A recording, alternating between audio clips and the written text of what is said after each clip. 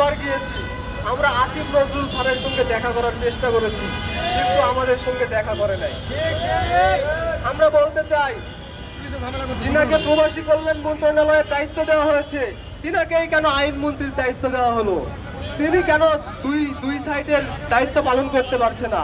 আমরা এই part time করা মন্ত্রী চাই না। আমরা আমাদের ন্যায্য অধিকার না নিয়ে রাস্তা থেকে উঠবো না, এটা আমাদের পরিষ্কার কথা।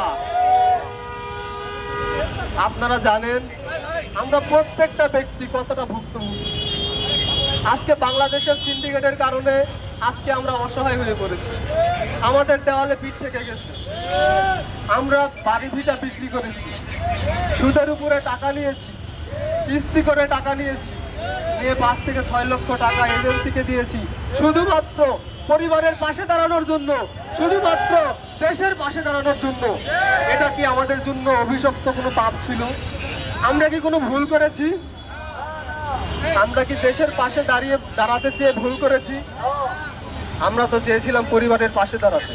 আমরা তো চেয়েছিলাম দেশের রেমিটেন্স বৃদ্ধি করে দেশের উন্নয়নে আমরা কাজে লাগতে।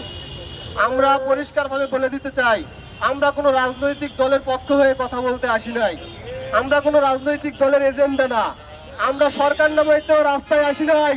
আমরা আমাদের ন্যায্য অধিকার ফিরে পেতে রাস্তায় এসেছি।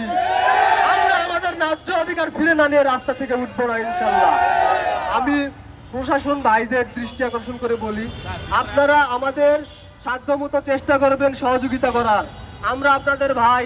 আজকে যে কষ্টে আমরা আছি, যে সমস্যায় আমরা আছি, কালকে আপনাদের ছোট ভাই এমন সমস্যার সম্মুখীন হতে পারে। আপনাদের বাড়ি ফিরবো ইনশাল্লাহ।